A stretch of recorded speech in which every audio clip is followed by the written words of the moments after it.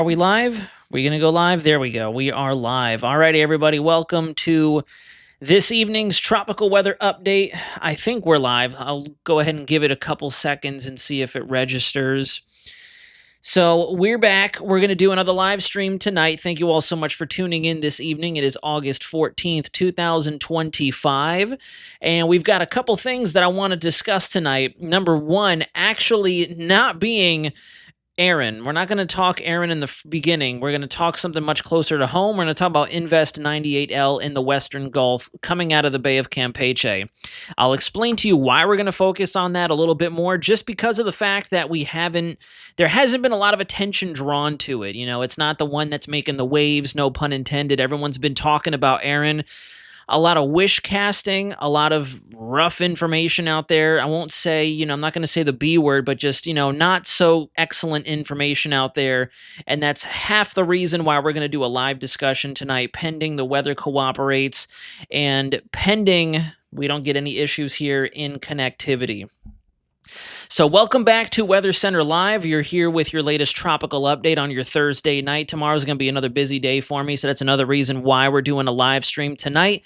So I don't let you all down. I told you we were going to do the 2 consecutive live streams throughout the week. We'll ramp that up a little bit more if things continue to go downhill with the hurricane season, and we are far from being done with this busy/active stretch. And we're going to talk all about that this evening. So thank you all so much for tuning in. If you're brand new to the channel, whether you're watching this here live with us tonight or watching it after the fact, you're welcome all the same. Please kindly consider hitting that subscribe button. Let's give that like button a little nudge. I need everybody in the chat tonight to give that like button a little nudge. Let's share this information with those you believe would benefit from it. And there's a lot of people who would, to tell you the truth. A ton of people would, because let me tell you, the misinformation and the model reading out there is off the chain. We are back into, and this is why I don't like covering storms like this. I know that sounds very weird of me to say, but I don't like covering storms that have a very small chance of hitting the United States. The main reason why, because you have to battle through all the bad information out there. And now, for those of you watching, I'm not saying I want it to hit. I'm not going to be one of those wish casters, but let's harken back to 2023. Y'all remember Lee?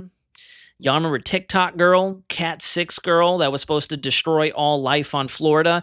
Yeah, that's what this type of stuff breeds out there. So that's why I personally don't like to cover these type of storms.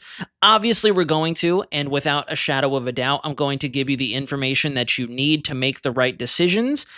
But it's tough for small channels like ours, because you have big channels out there hogging the radio waves, and everybody's going to buy into it because of the fact that they've got big followings, so they must know what they're doing. So it makes meteorologists' lives difficult. But that's neither here nor there. We're going to go ahead and talk tropics. That's what we're here to do, and that's what we're going to focus on. It's great to see everybody in the chat. We've got a lively bunch here tonight. We got to get those likes up, though, and thank you very much to the person who's already donated $10. I didn't see that. Oh, Chris Mazzell with the $10 donation. It sincerely means a lot. Thank you to everybody who is taking the time out of your Thursday evening. Let's go ahead and jump over. I don't have my stream deck pulled up, so I'm going to have to navigate by hand. Let me see here. Hold on. I think I actually have the wrong screen being shared. Let me go pull this over. Let me pull my YouTube in front. I just went and rearranged a couple things in the office as well. That's why everything is all dorked up right now. So now let's pull you back over without moving to the chat. There we go. So this is National Hurricane Center's homepage, and as you can see, we have a code orange in the Gulf, and like I mentioned, we're going to start there first because Texas has already had it rough earlier in the hurricane season thanks to Tropical Storm Barry, the remnants of Tropical Storm Barry. This one definitely has a higher chance of being a little bit more than remnants when it wanders into southern Texas, and the trend is the same negative PNA, the subtropical ridge that's helping to keep, possibly keep Erin a little bit further off our coast thanks to a weakness in our subtropical high out over the Atlantic and the dominating subtropical area of high pressure over the southeast and south United States. That's also what's going to pick this feature up and drive it up into very uppermost, not Texas, very uppermost Mexico into southern Texas. So we'll have to see what happens here. Right now, National Hurricane Center, I'm glad that they're slowly but surely upping the formation chances with this. We're already at a 50-50 shot over the next 2 days and over the next 7 days.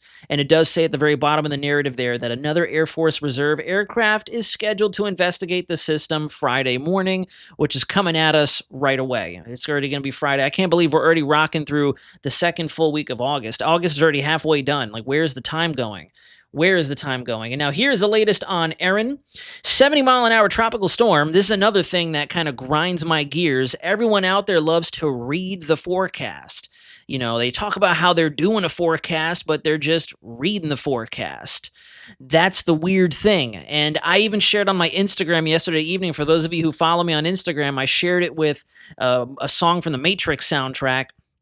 And I said, this is a hurricane coming. This is going to be a hurricane very quickly. And you can see here, as of the 8 o'clock advisor, we're already up to 70-mile-an-hour sustained winds. Central pressure has dropped sub 1,000 millibars, and we are moving generally westward at 17 miles an hour. Kind of ticking, you know, I would honestly say more of a west-northwest path, because we're starting to gain some latitude here. If you look at the satellite image, we are no longer riding that 15-degree north latitude latitude line. We're actually starting to increase and hike it towards the north, and I'll show you why as well. We'll take a look at some of the analysis plots out there. We're not going to do model reading. I'm not going to read models to you all. You all can read models. You're all very smart and intelligent individuals. You all can do your own work. You can look at models and have fun with them. So we're going to look at some analysis pieces, and we're going to build our forecast together tonight. I'll bring you over to the latest projected path for Erin, and you can see that they are very confident we are going to continue to curve. Now, if you all recall way back before this system really took off, you all remember, and you can fact check me on this, I'd said we're not going to end up fishing out on this storm. This is not going to fish storm. This is not going to recurve before it hits 60 west and bounce off that thing like a force field. It's either going to move up to the immediate west of Bermuda or come dangerously close to the United States. And so our forecast is locking in. Obviously, there are still going to be some discontinuities here. There is going to be changes. Models are still not in agreement. Despite the fact that we are now this close to seeing it start to make that turn, models are still not confident. If you notice the size of the cone here, it is fairly massive once you get beyond the 2 p.m. Sunday mark. And that's what I want to emphasize to you all. There's a lot of people out there who are really, you know, I'm just going to say it. Some people think it's unprofessional, but I'm going to say it. They're misleading people by saying, you know, west trend. Yeah, you know, there's a west trend. Let me pull up my Epic pen and I'll show you the west trend real quick. The west trend is there, and it's something we're going to continue to monitor. But when we're talking west trend, we're not talking, oh, it was forecast to go here, now it's going this way. No, a west trend means we went from where we are now, but we came from maybe this. That's been your west trend, okay? So that's what we need to focus on. The original forecast we built together here on the channel was going to be somewhere just west of Bermuda, or somewhere in this general... my Epic Pen's already lagging again. I don't know why it does that when we're streaming, but somewhere in this general area. My areas that I really want us to pay attention to are going to be your Leeward Islands, the U.S. British Virgin Islands, Puerto Rico. I'm watching very closely. Lots of friends and family down there. Shout out to my Tia Elba. Shout out to Kevin Rivera. Shout out to everybody out there who watches from Puerto Rico. A big shout out to you all. We got the Turks and Caicos. I know we have a lot of folks who watch from the Bahamas. Those are my areas we really need to pay attention to. And that's the big thing. And they do say West trends, K-pop lover, I see that. But the thing is, you got to pay attention to how they say it. I'm not talking other big name, reputable meteorologists. Not saying that. What I'm saying is you have a lot of folks out there who will put the title, the thumbnail, and they'll say West Shift. Then they won't tell you how much of a west shift. They'll get you to click on it, and then they'll hopefully give you better information than what they're advertising. That right there is the bona fide definition of clickbait. Another reason I want our friends down there in the Northern Lesser Antilles, the U.S. BVI, as well as Puerto Rico to pay attention is this is a south side loaded system. This is a south side loaded system, and I'll show you that on the satellite here going forward. But first, let's go ahead and talk vorticity. Let me make sure this is coming in clear. I might have to adjust the screen a little bit. There we go. Let's bring it down to the south ever so slightly so you can see the equatorial vorticity. So here's 98L. That's 98L trying to develop a little bit more of a low-level spin. Doesn't quite have it right now, but it definitely has a healthy mid-level circulation. We had that going for us before it crossed over the Yucatan and dumped a lot of rain down in Belize. If you are watching from Belize, or if anybody out there tunes in after the fact, I know I have some viewers down in Belize. I forget the username. I'm so sorry, but you're always wonderful and commenting on the videos. I do apologize. However, if you are watching from down there, let me know in the comments or let me know in the chat if you're in there right now what went on down there when this system kind of blew up a little bit, came across, and now we're starting to see convection pop back up again to nourish that mid-level circulation. We have to wait and see, give it another 18 to 24 hours to see if that low-level spin begins to establish itself. But right now, we do still have a fairly healthy mid-level system out there and lots of good convection for it to take advantage of when we go into what's called diurnal maximum. It's the opposite of what gives us our daytime thunderstorms. Quick little meteorological crash course. When we say things like diurnal minimum, diurnal maximum, think about it if you're a Central Floridian. What happens during the daytime, during the summer? We get our sea breeze. What causes the sea breeze is overnight, you get cooling of the surface of the peninsula, but your waters have greater thermal inertia, which means they hold heat a lot better than the land does. It's kind of like our bodies. If you heat us up out in the daylight, we're going to get hot, but as soon as you bring us inside, we cool off. I mean, unless obviously you got a little bit of a sunburn, that's a different story, but you know what I mean. When the sea breeze fires up, it's because the land has officially heated up higher than the temperature of the waters on either coastline. And that's what pushes the sea breeze fronts inland. It creates higher pressure along the coast, and winds flow from high to low pressure, and that's where you get the collision. It's the opposite with tropical cyclones. During the daytime, when the sun is up, the surface of the water does heat up ever so slightly. It's a subtle difference, and as a result, you don't get that focused lift and that focused instability under your tropical cyclone. It's during the nighttime when you irradiate that solar energy, the sunlight of the day, that dissipates because of the lack of cloud cover. But with your tropical cyclone, it keeps everything stuck down towards ground level, so that internal combustion motor just keeps rocking, and that's why we call it diurnal maximum. Then we have Erin out here still doing its thing, approaching 50 west, if not having just moved beyond 50 west. And then we have more tropical waves coming off of Africa, and obviously the happy hour GFS provided for us, and we'll talk about that as well. Now let's get into some more of that analysis data here real quick. Let's go to our mid-level winds, and even with just looking at the flow here, you can already see where it is that Erin is going to track off in the short-term future. You can see our area of high pressure building in across the Gulf. That's what's going to take Invest 98L into southern Texas, the Brownsville, Corpus Christi, since I have a tendency to say crispy, and I'm not thinking about fried chicken, I actually say it right, Corpus Christi, Texas. That could possibly produce some very hefty rainfall totals. We don't have a lot on the models right now, but we all know what tends to happen with these very sloppy systems. Then you have Erin out here following your easterly flow on the southern side of our subtropical high ridge. You can see out there in the central Atlantic. That's going to continue to steer it off towards the west-northwest. And then here come our other tropical waves looking fairly healthy, wandering off the coast of Africa, since we are still in that somewhat favorable phase of the MJO, the Madden-Julian Oscillation. This is your shear map, and the shear map tells 1,000, or says 1,000 words, tells the whole story. Look at that powerful negative PNA that's really built up over the eastern United States. You can see just a large area of diffluent flow helping to instigate our thunderstorms we're seeing here in Florida, up the east coast, and you've got that really good clockwise spin that's building the ridge. That's what's eventually going to help curve Erin up towards the north. It's just a matter of when. What happens out in the Atlantic, what happens up over upper North America, and then what continues to happen down in the southeast. That, the more we amp up the pattern, we make it more meridional. And remember, when we say meridional, that means more north to south flow. Zonal means we're moving faster. We're kind of moving in a straight line, west to east to west if you're in the tropics. And you can definitely see that we're ramping up the pattern when you look at the shear anomalies. Both of our systems right now are in a fairly good spot, though. You look at Erin down there, and we've got maybe 5 knots of wind shear with really good anticyclonic outflow beginning to blossom over top of that. And even out ahead of it, conditions stay fairly good, conducive for continued strengthening. This thing's probably going to be a hurricane at the 11 o'clock advisory, let's be honest. If we continue to see convection fire up the way that it is, and I'll show you the infrared momentarily, we're going to have a hurricane tonight without a question. It's not going to wait till tomorrow.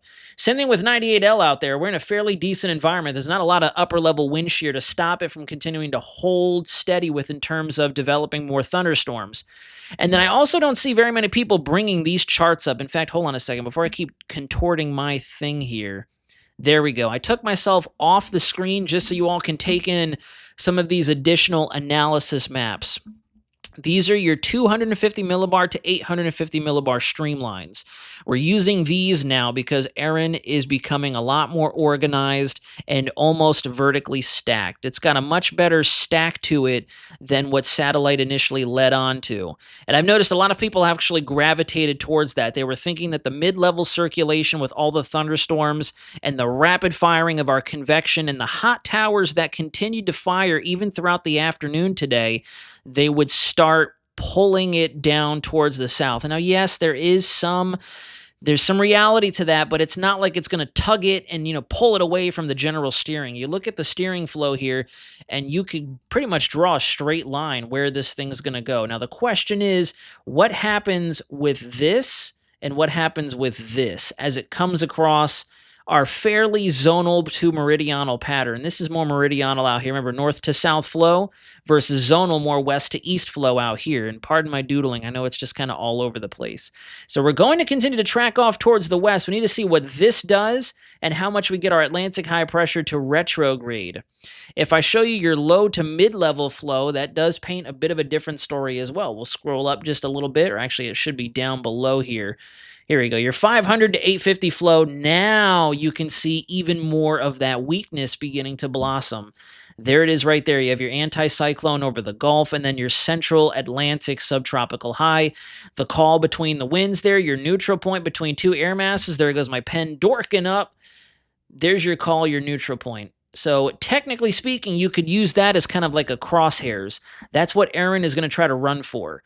Now the question is, how much do these upper level features moving across the upper tier United States into the North Atlantic bounce this back towards the west, and how much does this bounce back towards the east, or does it rebound like some of our newer iterations of the Icon model, the German model, has been showing? Because I will show you that as well. A lot of folks naturally are latching on to that because it's been the one showing the westward trend, so we got to show that first. It's funny. I don't ever want to cherry pick models. That's why I'll show you all the models. I'm not going to, cherry pick, oh, well, the GFS shows the landfall, so I'm only going to show you guys the GFS, even though the Euro, the Icon, the Canadian, the KMA, the JMA, all the UK model, all of them show nothing. That's very misleading. And a lot of folks are going to cherry pick their models, just like coaches out there will sometimes cherry pick their players. So here's a look first at 98L. We're going to take a look at that feature first. Let me refresh so we get rid of that loading, that buffering there. You can see, plain as day, we've got a nice mid-level circulation in it, some outflow beginning to turn up. In fact, we're already starting to get a nice outflow channel flourishing on the east side of the system and up towards the north side of it. Some cold pools underneath from collapsing thunderstorms, which could indicate we're not holding on to thunderstorms as adequately as we could to really deepen this thing and ramp it up overnight tonight, but it is still a fairly promising looking signature. You can see it right there. And in fact, I bet you if you looking at those overshooting tops, if we turn this over to our infrared, I'll bet we're starting to get a new complex of thunderstorms perking up out there. Let's see. So there goes our first round. You can see the mid-level circulation reestablish itself off towards the southern half, and a little pop-up of thunderstorms. Nothing too impressive, though. But still a decent signature. This is definitely something worth investing, and they may actually designate this as a potential tropical cyclone, depending on what it does overnight tonight. I can definitely see them doing a PTC, and I would have no problem with that. 30, 35 mile an hour system, maybe a tropical depression. I think the ceiling for this is another Barry, another 40, 45 mile an hour tropical storm. Just remember what I'm saying here, though. That's the ceiling. It's not my forecast. We all got to remember there's different scenarios here. Floors, ceilings, attics, basements, whatever you want to use to reference what it is that you're looking at. But the ceiling for this would be a low-end, broad tropical storm. That would be my uppermost forecast. If this thing really took advantage of its environment and grew tonight over the next 12 to 18 hours over water, that is the strongest. The maximum I can see this thing going up to is a low-end 40 mile an hour, 45 mile an hour tropical storm. But a potential tropical cyclone designation for the sake of getting the word out, watches, warnings, and advisories, I would have no issue if they did that. That would be perfect, because the bottom line is it tells the story. That's the key. It tells the story and it lets people know what's heading out there, because these pockets of thunderstorms, even though they dissipated earlier on in the loop there, these would definitely drop some very heavy rainfall and possible severe weather as well. Now let's get over to Erin, the talk of the town. You can see on the True Color visible satellite, this is a very healthy storm. We're still just a little lopsided, very subtly lopsided, but this is a very compact, tightly wound vortex, and it does look like it's still generally moving west-northwest at about maybe 280 miles an hour. 280 miles an hour, 280 degrees. When you hear things like degrees, we're talking about the compass rose, basically. You turn it 270 degrees, we're moving at approximately 280 degrees, like so, if we were to extrapolate it. That's another technique that we forecasters use. You move it in a straight line, you can see your mid-level and upper-level clouds are kind of blocking the center of circulation, but it looks like it's somewhere right in there. The top right of where your cirrus dense overcast, the CDO, and your overshooting tops of your strongest thunderstorms are. So we're pretty close to being in full alignment. And once that really happens, it's game time. We're probably going to hit that rapid intensification phase, especially since the further west we go, we're approaching 55 west, 60 west. We're definitely going to start getting into those deeper, warm waters where the ocean heat content is ready to rock and roll. That's for sure.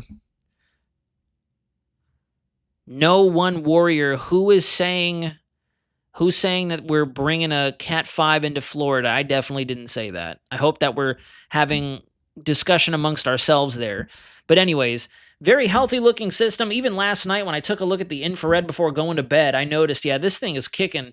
It's kicking and it's ripping. We've got really good thunderstorms blowing up near the center. In fact, it almost looks like we could have a hurricane on our hands momentarily. Look at that.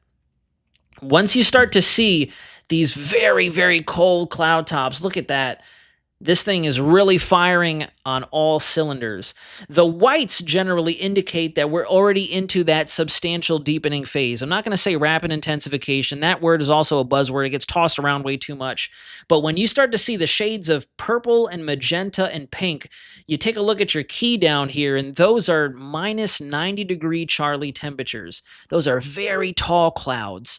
Very tall clouds, and you can definitely see that that is helping to co-locate your low-level spin with the upper level. So I actually, yeah, looking at this, if we don't have a hurricane at 11 o'clock, I would be surprised. In fact, I kind of wonder if they're going to put out a special advisory if and when the hurricane hunters get in there. I know that they recently took off. I don't know if they're in storm just yet.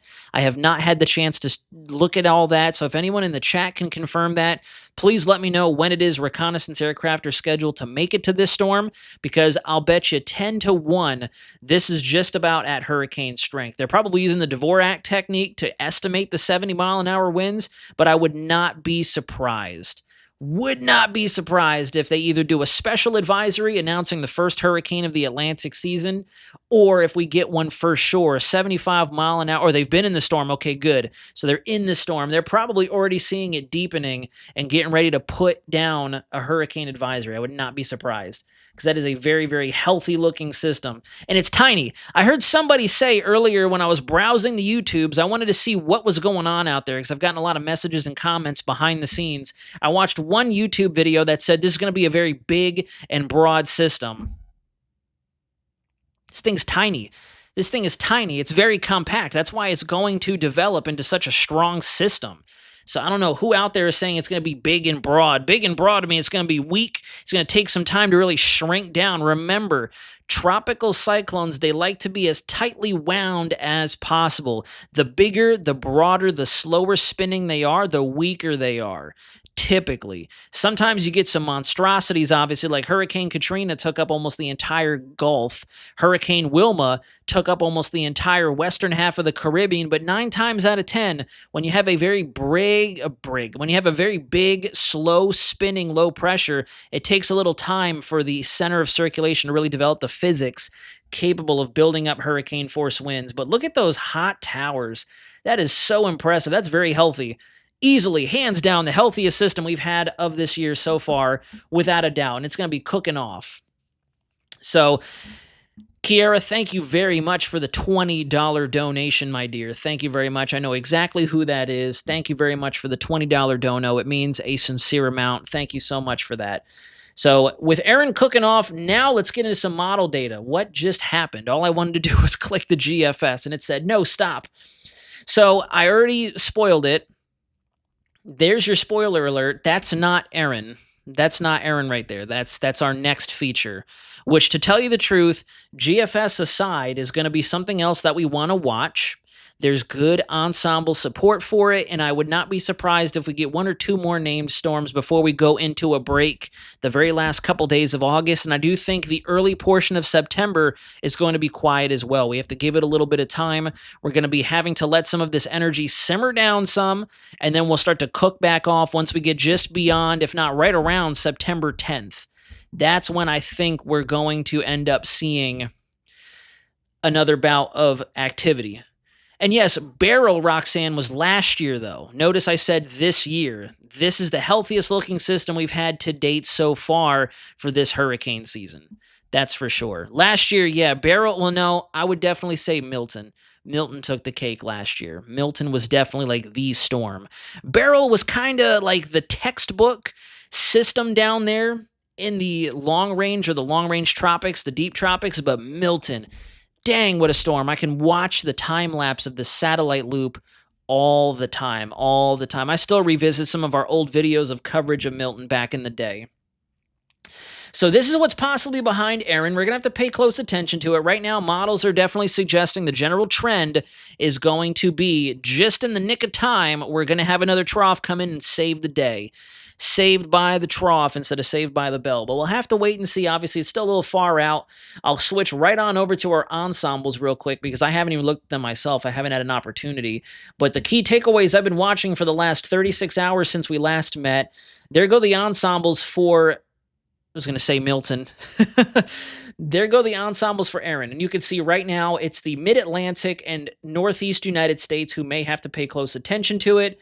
And then if you look back behind that, really nice uptick in that next wave. Wow, in fact, that's okay. Well then, I'm going to go ahead and keep my mouth shut because these do not show the trough coming in to save the day. That's an interesting and a nice uptick in what could possibly be either Fernan or Gabrielle. We do have a decent shot at realizing Fernan in the Gulf, but we could be splitting hairs. We'll have to wait and see. And no, Justin, I agree. I don't see it coming to Florida. We would need something very, very dramatic to change. We would need something very, very dramatic to change, and I don't quite see that happening. Even though we still have some wiggling and wobbling, models are to the point now where we're getting closer to 5 days, that's for sure. We're getting closer to 5 days out, which means our confidence and our skill is only going to go up from here. So we're still dialing that in, but notice that if you go back to the very beginning and you look at your ensembles, we're definitely a lot more tightly consolidated. If I go back to a couple of 18Zs ago, see the difference there? Look at that big old spread. So confidence and skill is going up. Look at the difference there. Really nice compacting in the ensembles. That's for sure. So we're definitely seeing things go up. We still just have to watch the spread. There's still a really hefty spread. And my rule of thumb is we're not going to take our eye off of a storm until every single ensemble member out there has moved on. As you can see right now, we have no ensembles pinpointing Florida. So Florida, I'm not saying let off the gas, but you know, confidence is growing. We're not going to see anything. The Mid-Atlantic, however, we still have a very good handful, especially for North Carolina and the Chesapeake Bay area of easternmost Virginia. I was just out there. We may have to watch this continuously, but the general consensus is we're going to see the curvature happen maybe around the same longitude line as the Cape Hatteras area and about maybe 100 miles to the west of Bermuda. That seems to be your fateful corridor where your ensembles are really ticking up. But we're not going to take the average here. We're just going to keep the margin of error alive. And then you can see that next batch of ensembles really growing some support there. We're definitely not going to take our foot off the gas if you're in the Lesser Antilles or in the Greater Antilles. That's, of course, where you're going to be in the front lines. That's for sure.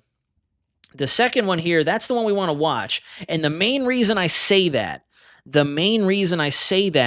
is because when it comes to pattern recognition, every time you have a hurricane come through, you have high pressure building and immediately back behind it. It's just like your mid-latitude cyclones. When you think about it, your mid-latitude cyclones, even though they run off of temperature gradients in the jet stream, what typically pushes those different air masses along back behind a cold front or a warm front? You have your areas of high pressure. And with these very strong low pressure systems, in the tropics, you naturally build back an area of high pressure. So we'll have to watch it. Obviously, again, we're grasping at straws here because once you fast forward far enough to see anything happening in the United States, you're at 300 plus hours, which is 10 plus days out into the run. And we all know what happened last time. Everyone was promoting Erin. As soon as it became a named storm, oh yeah, no, it's going to recurve. It's not going to affect anybody. So naturally, we're just going to pay close attention to it. That's what we want to watch for. I also want to show you this before I open up the floor to questions and show you a couple more ensemble runs. If you notice right now between the dates of August 18th and about, I think this is the 25th, notice we're still seeing some ramped up action. We're still seeing some high intensity action out there in the tropics, different signals that we have to watch. But then notice once we get beyond the 25th and to the 1st, those values drop off tremendously. You're back to just climatology. We may see some systems sneaking under the radar, moving in that same general course, just like we'd been predicting before the season started, honestly. Then you notice we go between the 1st and the 8th, the first full week of September, still quiet. In fact, our signal has come down even more so across the tropics, and the Eastern Pacific gets a chance to cook off a little bit as our MJO wraps back around. And then just like I mentioned at the start of the briefing, you go just beyond September 10th, and we're back. You're starting to see the deep tropics light up again for those Cabo Verde systems, the easterly waves that come off of Africa. Things should be primed and ready to rock and roll once again. So now, with that being said, we're going to toy around with some ensembles because I haven't really looked at too much. Well, actually, we should have just gotten a new AI model as well. Should have gotten a new AI model and a new Euro model. So while you guys are generating your questions, let me know what while you guys are generating your questions, I'm going to take a look at a couple things. But let's see. Kitts and Nevis may get tropical rain bands, no major impacts expected. St. Kitts and Nevis, yeah, I got to relook at a map. Forgive me, I always forget exactly where the islands all land because I don't stare at them enough. And I'll openly admit that. You can shoot me down in the comments because I know I should know the islands, and I will. I promise I'm going to get to know them a lot more, especially with what's happening. But from what I can tell, you should definitely expect tropical-style conditions regardless. We're not looking at direct hurricane impacts, at least right now. I still want you to keep your eyes open, though, because of how much variance we've had in our hurricane models. In fact, we'll just start there. I haven't taken a look at our hurricane models just yet, so let's take a look if they're all the way in. They are all the way in. This is your HAFS A model, and you can see getting fairly close before we finally start to gain some latitude from our Leeward Islands. So you're definitely going to see some gusty winds, periods of very heavy rainfall that can lead to ponding and flash flooding. And then from there, getting very close to the Turks and Caicos and scraping just to the east of the Bahamas as a Category 4 hurricane. Those pressure values are a little misleading, though. I don't think we're suddenly going to balloon back up unless it's trying to simulate an eye-wall replacement cycle there. That's very interesting. HAFS B is just about locked in, although taking it much closer to the Lesser Antilles, the Leeward Islands, the U.S. BVI, and Puerto Rico. So all of you down there need to be prepared for tropical storm conditions, period. That's what I would recommend to be on the safe side. You need to be ready for tropical storm conditions. Have to be ready for tropical storm conditions. I'm going to say it one more time. Be ready, just in case. Just in case. Because this is going to get very, very close, and we're going to have a rapidly intensifying system once it gets just beyond that area. And then the same general song and dance. You can see where your call is in the mid-level winds there, right there. So that's where Erin is going to try to go. We have to try to move the goalpost away from the mid-Atlantic and push it out towards the east. That is your kicker right there. Wherever you see that neutral point, that's your path of least resistance right there. So if that were to hug the coast like this, that's exactly where Erin would want to go. We need to see the subtropical ridge over the eastern United States and some of our ridging over the Atlantic retrograde back towards the east to pull that call, the neutral point in our winds, further out here to really get that recurvature to take place. That's what's expected to happen, and we'll have to wait and see. The Icon is one of the only outliers that thinks it's going to stay close to shore. Let's see if the AI model has budged on its general thinking at all.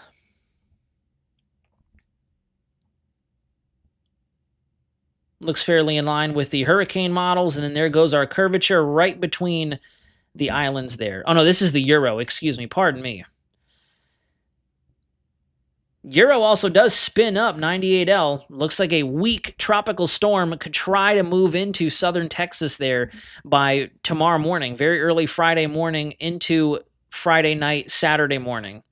And then you can see the Euro takes this extremely close to our Lesser Antilles out there. So you need to be prepared for sure.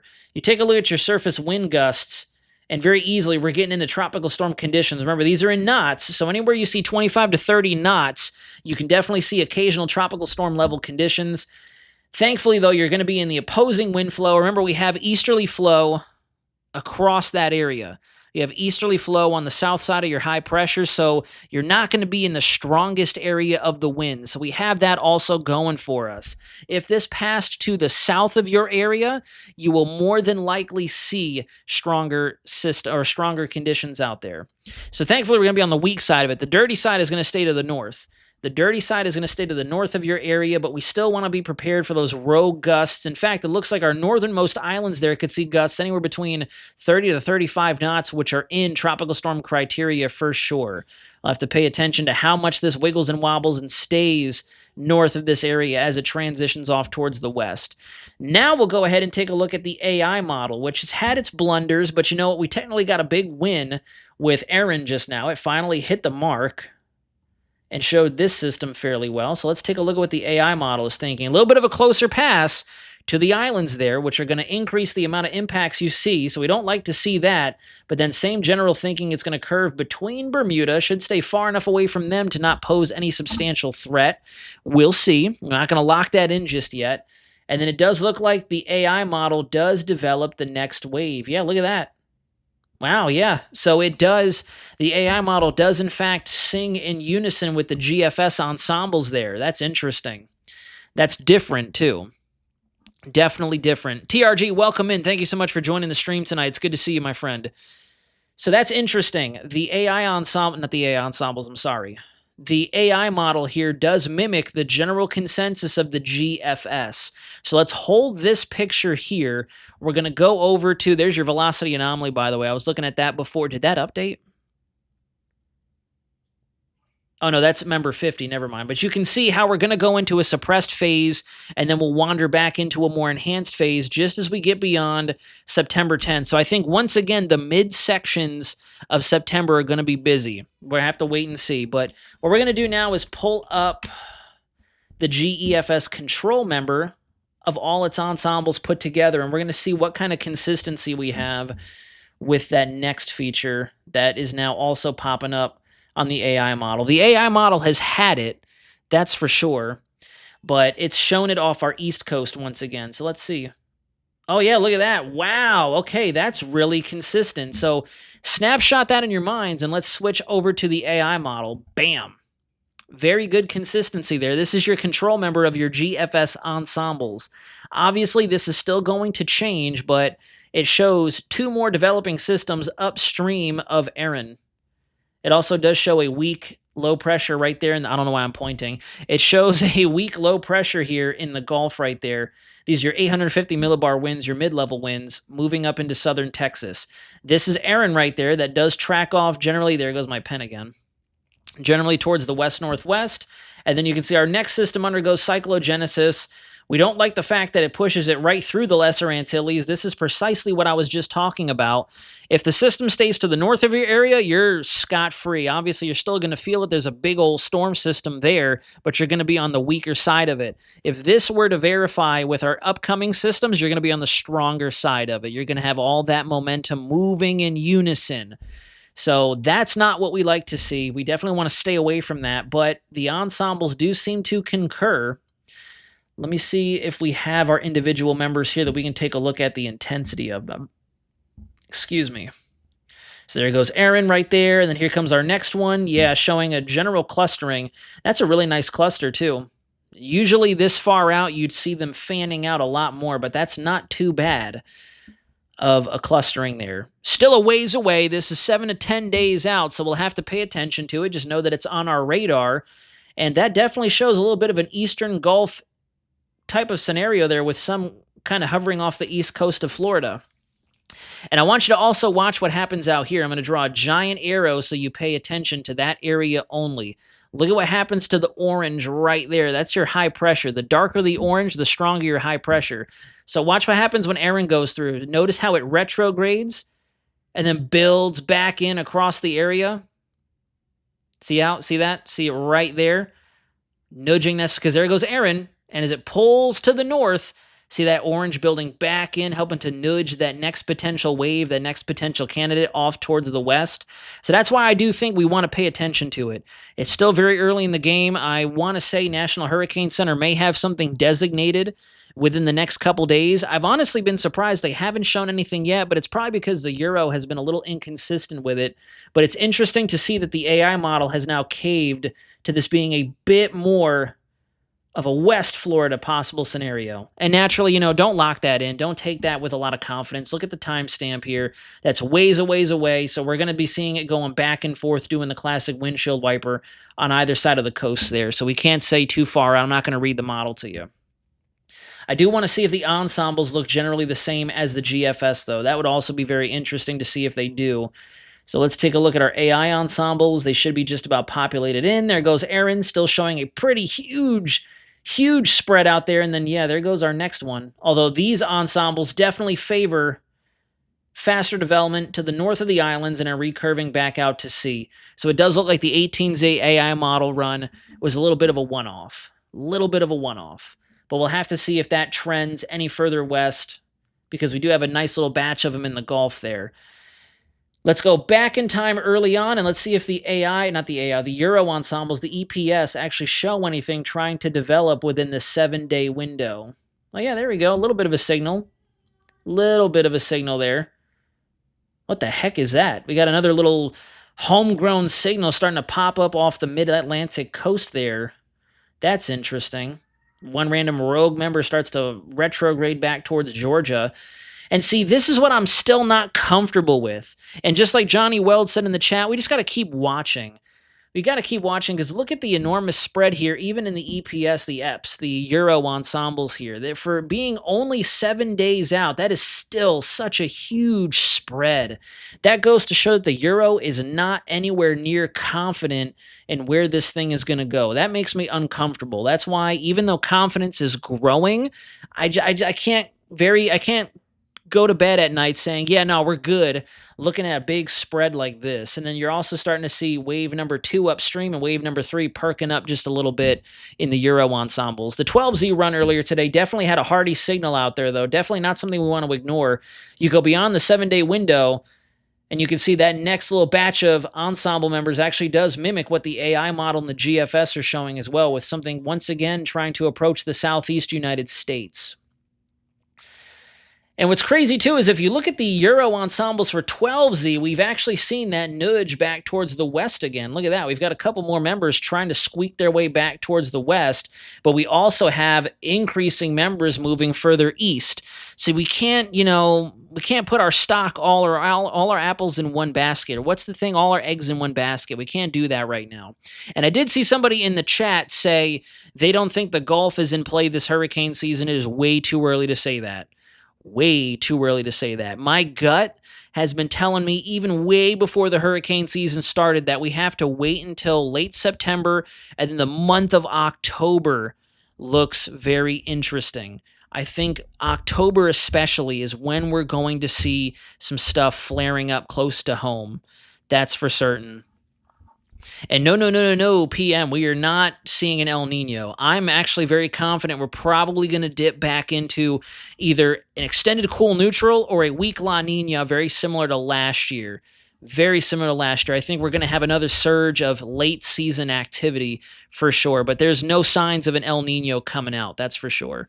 No signs of an El Nino. We're going to naturally have some oscillation. And remember, think about it. When we had a lot of action out there, what was going on? We had increased trade winds, increased convection. We had a lot of hurricanes. So what do we see? We saw 1 + 2 and 3 cooling down. We have nothing happening in the Pacific. So what's happening? 1 + 2 and 3 are warming up again. But if you take a look at 3.4 and 4, thanks to all of our westerly winds coming out of the Maritimes, we're seeing cooling out there. So yeah, no, we can't go based off of 1 + 2 and 3 because they're going to oscillate a lot more based on what the Pacific monsoonal trough has been doing, as well as what the tropical Pacific has been producing. You come here and you take a look at your anomalies, and you can see the 3.4 is actually really starting to cool down a lot. Has started to really cool down. There it is right here, as a matter of fact, right there. We're at -0.3, and we continue to oscillate back and forth thanks to all the warmth that we've seen build in along eastern Russia, eastern China, and the maritime continents out there. That's what helps to really insist on increasing your trade wind amounts. It's kind of like a dueling action, if you will. You have your prevailing easterlies that try to come across from the portions of South and Central America, and then you have a lot of westerly winds when you get a lot of activity out there in the Western Pacific. And right now, I don't think that the Western Pacific is too nuts right now. I don't think we have a lot going on out there, at least last I had checked. Let me go back to Tropical Tidbits, because that'll be a very fast glance at what kind of...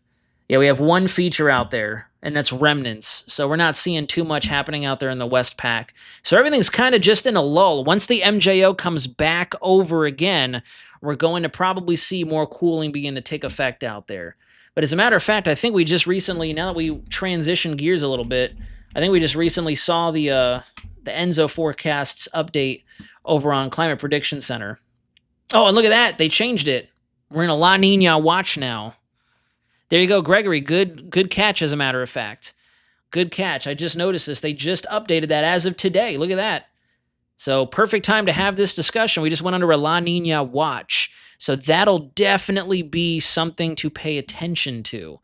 That's interesting. So they're seeing it as well.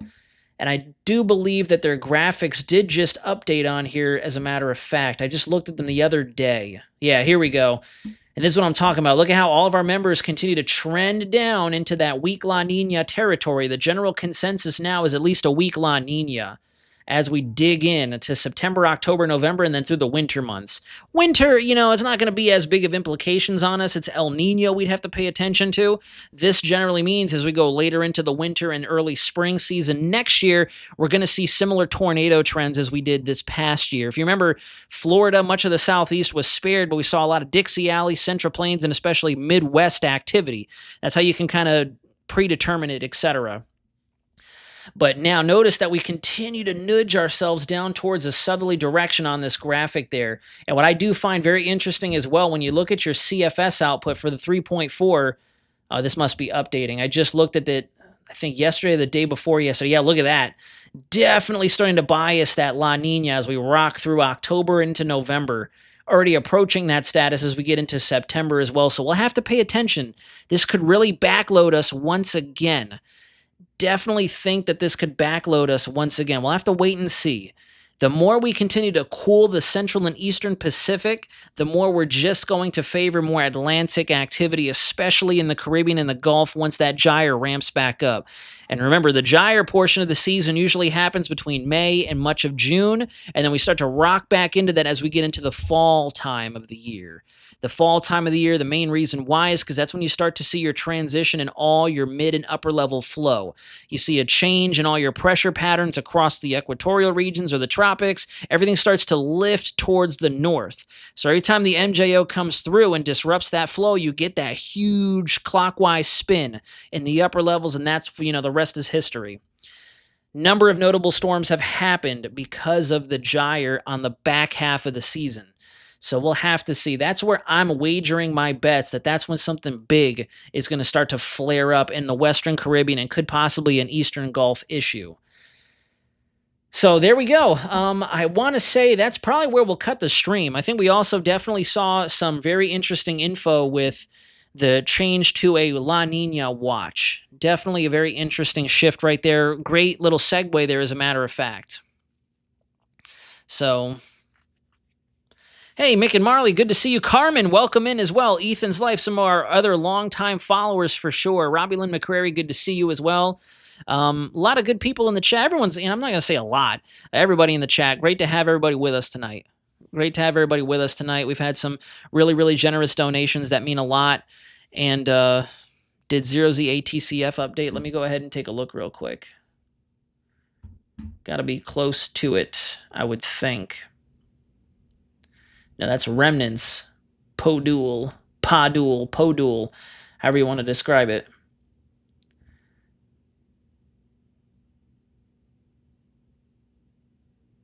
So yeah, we've definitely climbed in some latitude right in through here. You can see it in the center of your screen there.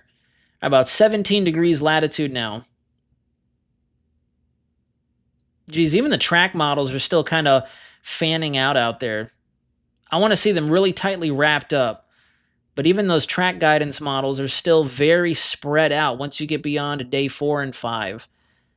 Lots of uncertainty out there. Thankfully, not a ton of uncertainty to where people are going to be hit in vastly different ways.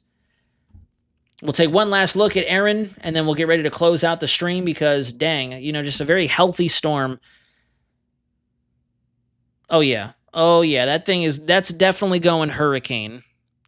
That is definitely going hurricane very soon. That is definitely going hurricane very soon. I would not be surprised. Look at all that extra outflow that's about to come out of the system as well. Beautiful hot towers on it. Right in that center. You can usually tell when you start to see, if there's one thing I've learned with you all tracking these things with all the video updates and the tropical updates and just really honing in on the tropics as much as I have since this time back in 2023 for my OGs out there. If you remember, this is when we first got off the ground. We just hit our 2-year anniversary. So it's been exciting to kind of track this feature as we hit the 2-year anniversary. But I've noticed a nice little rule of thumb, when you really see this thing start to turn into a hot pot of bubbling water, basically, look at those little purple shades and the white shades right there, how they just consistently keep bubbling. It literally looks like a pot of water that goes from a slow simmer to a boil. Watch this. See that? It's a little like watching a pot of water go from just a little slow simmer to a boil. That's when you know that this thing is deepening and it's strengthening. Beautiful spiral bands on all sides of the feature as well.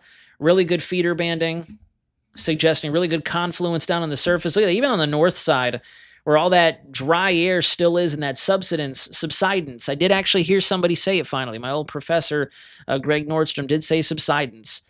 Really good sinking motions to the north, and we still have really good spiral banding feeding into the system. And look at all that outflow getting ready to crank out of it on the south and eastern side of it.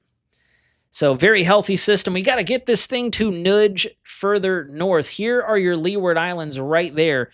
Let me use a little bit more of a standout color. I'll use yellow this time. Here are your Leeward Islands of the Lesser Antilles and the U.S. British Virgin Islands. Our center is still here.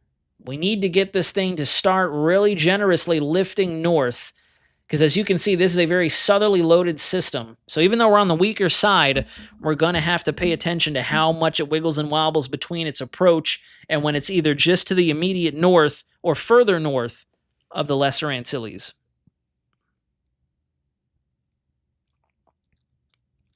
Alexander Jones, I do agree with that hypothesis. By 11, it should be 75 or 80 miles an hour. I can see a 75-mile-an-hour hurricane at the 11 o'clock advisory. Could be, Alexander Jones. We also have to watch and see if Fernan comes out of 98L. We'll have to see. We'll take one last look at that, and then I'll answer some questions, and then we will close out the live stream. As we get ready to close, I will say fantastic news. Notice I'm not as shiny. The AC is back up and running. Thank goodness. AC is back up and running. We're so back. So there's 98L. Looks like we have to give it a little bit more time before convection really starts to bubble up with it. There's your mid-level spin, though. You can still see it plain as day. Right there. Mid-level circulation spinning around. Now we'll just have to wait and see if it can actually do something. So we'll see. This could possibly try to steal the name Fernan. We'll see if it does or not, but, you know, if not, Fernan will probably be following in hot pursuit of Erin. Oh, Christopher, yeah, you're right. Life is definitely a lot like weather in terms of troughs and ridges. You always have your high points and you've got your low points. Not fully out of the woods just yet, but I will definitely praise God and thank him for at least this nice little, you know, benefit. But all right.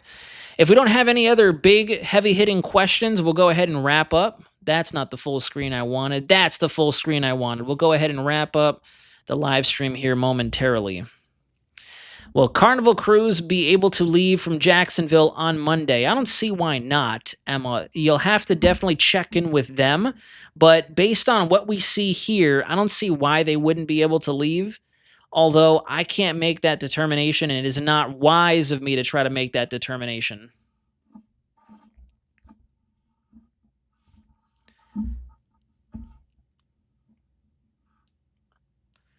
$997 millibar pass in Erin. There we go. So recon is still flying around. It'll be very interesting to see what our hurricane models do tomorrow once they get that recon data in. They're probably not going to get the info by 0Z, maybe by 6Z, if not 12Z for sure. Tomorrow morning, we'll definitely see the ingested upper air data from inside the system and the dropson data that they're collecting for us right now.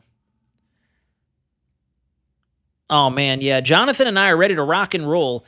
Jonathan and I, we've kind of been doing our own thing because business at the studio has been extremely just off the cuff. We've been rocking and rolling out there, having a good time and trying to stay above water, but we're ready. The moment things really hit the fan out there in the hurricane season, we're going to be right back to dual coverage, and we can't wait for that. It's going to be good. Oh, and you're very welcome, Mr. Man JJ. Of course, I'm still going to put out a video tomorrow. I just have a busy evening tomorrow night, so that's why I wanted to do a live stream tonight and get everything up to speed with everybody.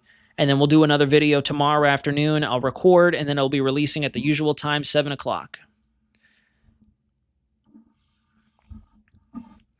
But alrighty, everybody, if you haven't done so already, please give that like button a little nudge. Let's get those likes up. Let's get this information out to everybody. I'm thankful that the stream held steady. We had no bitrate or lag issues. My Epic Pen was still being a doofus. It was a little weird, but either way, I'm glad that everything behaved, and I'm glad that we had an awesome chat, awesome collaboration tonight. There's going to be plenty more where that came from over the coming weeks, if not months. We still have a long stretch of the hurricane season. We're not even halfway done yet, and we're already back to live content, live coverage, and recurring updates. So we can only continue to go up with here and rock with Mother Nature as we go over the next couple months together. But all right, everybody, I hope that you've had a solid week. Happy Friday Eve.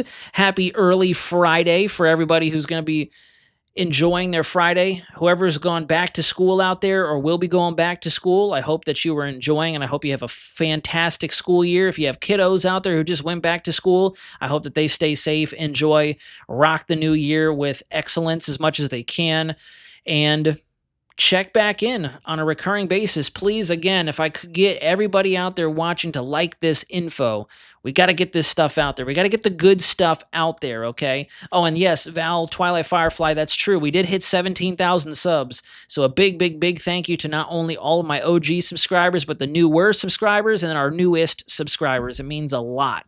It really does. And one day, Lord willing, when this channel grows enough to where I can finally really start giving back to you all, I really cannot wait for that. Cannot wait for that. I'm not going to disclose all the different ideas that I have, but I definitely want to give back by doing more than just simply saying it or typing it in comments. I feel like it does not do my gratitude and my what's the word, like the inspiration that you all give to me.